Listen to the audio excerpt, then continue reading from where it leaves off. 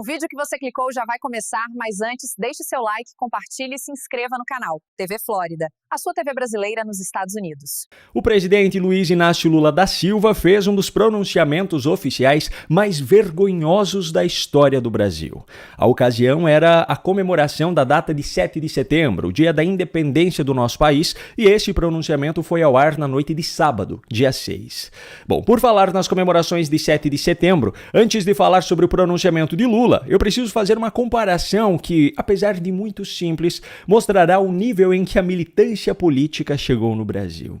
Veja só essas manchetes, todas desse último domingo, dia 7. Na Globo, o título era o seguinte: ato com apoiadores de Bolsonaro na Paulista reuniu 42.200 pessoas, segundo metodologia da USP. Sim, aquela famosa contagem de público seletiva da USP. Outra manchete sobre essa mesma manifestação foi do Poder 360, que, com base na sua própria contagem, afirmou: ato pró-Bolsonaro reúne 48.800 pessoas na Paulista antes de semana decisiva no STF. Agora vamos a uma manchete sobre outro evento, o desfile oficial promovido pelo governo em Brasília. Manchete do portal Metrópolis: Planalto estima 45 mil pessoas em 7 de setembro na Esplanada. A contagem, nesse caso, não tem nada a ver com o Metrópolis. Essa estimativa foi feita pelo próprio governo Lula e consta na matéria publicada no site oficial do Planalto. Não está na manchete, mas está logo no primeiro parágrafo do texto. Muito bem, agora vamos às imagens. O que você está vendo na tela agora são imagens do ato da direita, realizado na Avenida Paulista nesse dia 7 de setembro de 2025. Esse público, segundo a USP, era de 42.200 pessoas e, segundo o Poder 360, era de 48.800 pessoas. O governo Lula afirma que uma quantidade de pessoas equivalente a essa esteve no desfile oficial em Brasília. Vamos então às imagens do desfile, que foi transmitido ao vivo pelo canal do próprio governo. Bom, em todo o trajeto percorrido pelo veículo que trazia Lula e Janja, seja nas imagens mais aproximadas ou nas tomadas aéreas, era nítido que não havia público. Havia apenas os integrantes das Forças Armadas, dos bombeiros, enfim, das instituições que eram obrigadas a estarem ali. O único lugar onde realmente havia público era nas arquibancadas, no local onde ocorreram as apresentações e que representava também o final do trajeto do carro que levou Lula e Janja. São nessas arquibancadas que aparecem na sua tela que, segundo o governo Lula, estavam cerca de 45 mil pessoas. Aliás, foi em uma dessas arquibancadas que foram registradas imagens de Janja, mais uma vez tentando chamar a atenção para si e conseguindo, só que de forma negativa.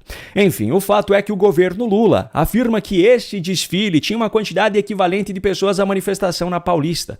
Mas não apenas isso, eu quero trazer aqui mais uma comparação. Lula é corintiano, não é mesmo? Pois bem, o estádio do Corinthians, que fica em Itaquera, na zona leste de São Paulo, tem capacidade de público de cerca de 49 mil pessoas. Aqui está uma imagem desse estádio quase lotado durante um jogo, ou seja, um público que deve ter ficado entre 45 e 49 mil pessoas. Para o corintiano Lula, as arquibancadas montadas em Brasília para o desfile oficial de 7 de setembro tinham a mesma quantidade de pessoas que o estádio do seu time, quase lotado. É esse governo que tem a cara de pau de fazer esse tipo de afirmação, que contabiliza e divulga muitos dos dados oficiais do nosso país. E ainda tem mais uma comparação muito simples que eu quero fazer. Em paralelo à manifestação realizada pela direita na Paulista neste domingo, políticos de esquerda organizaram um ato no mesmo dia, só que na Praça da República.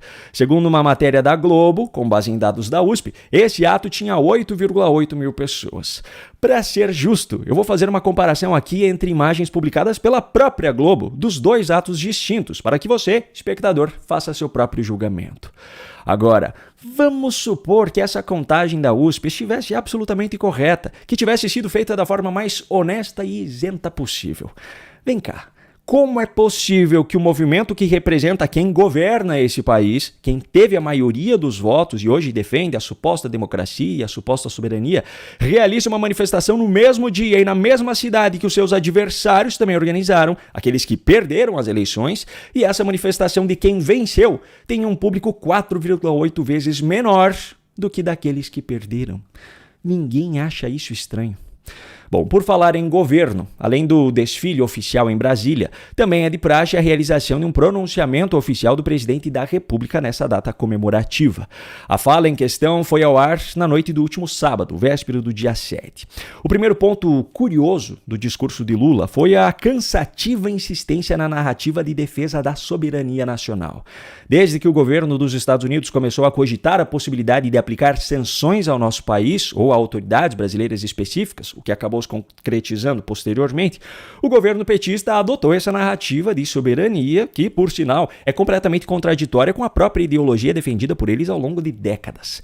Enfim, o fato é que nesse pronunciamento, que teve ao todo cerca de 5 minutos, Lula falou 9 vezes sobre soberania. É uma boa hora para a gente falar de soberania. E nossa soberania. Nos tornamos soberanos. A soberania pode parecer uma coisa muito distante. É um país soberano, esse país soberano e independente, mas nunca abriremos mão da nossa soberania. Defendendo nossa soberania. Como o discurso foi todo construído em cima dessa narrativa e ela é completamente contraditória com aquilo que Lula e o PT sempre fizeram na prática, naturalmente a hipocrisia ficaria escancarada. Eu separei aqui uma afirmação que é um exemplo claro disso. Olha só. Não somos e não seremos novamente colônia de ninguém.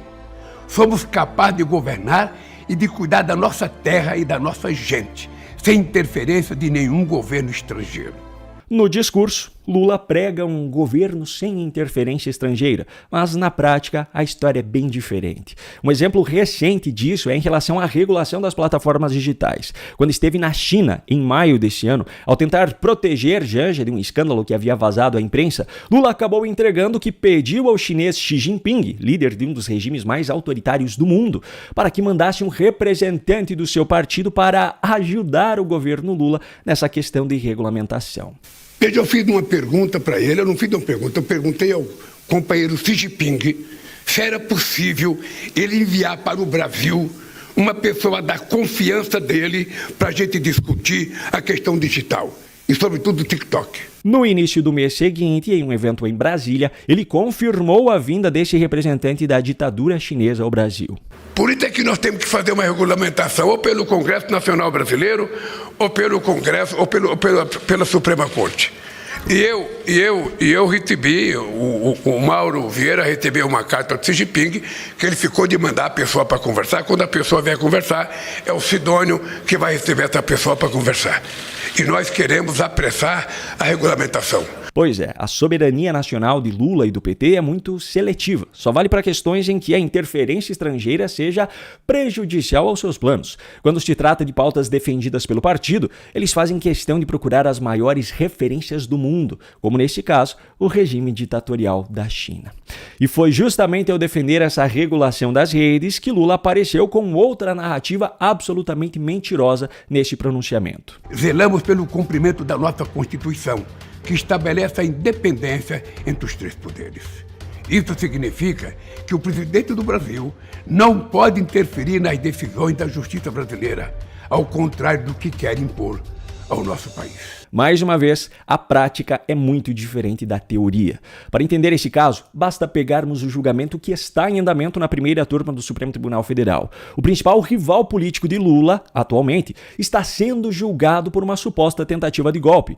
Lula indicou André Rodrigues, um militante da sua confiança, para o cargo de diretor-geral da Polícia Federal, a corporação que realizou as investigações. Lula indicou também um militante da sua confiança, Paulo Gonet, para chefiar a Procuradoria-Geral da República e, consequentemente, ser o responsável por fazer a denúncia nesse caso. Lula indicou também 3 dos 5 ministros que fazem esse julgamento na primeira turma do STF. Dos outros 2 restantes, um foi indicado por Dilma Rousseff, companheira de partido de Lula, e o outro é Alexandre de Moraes. Resumindo, todas as etapas desse processo foram comandadas por indicados de Lula. Na teoria, o presidente da República não deveria interferir nas decisões da justiça, mas, na prática, Lula interfere diretamente. A data de ontem marcou mais um aniversário da independência do Brasil como nação. Mas, infelizmente, representou também mais um aniversário do sonho de grande parte do povo brasileiro de ver esse país completamente independente do PT. Se você chegou até aqui, é um bom sinal. Para assistir os vídeos completos, acesse nosso site ou baixe nosso aplicativo totalmente grátis.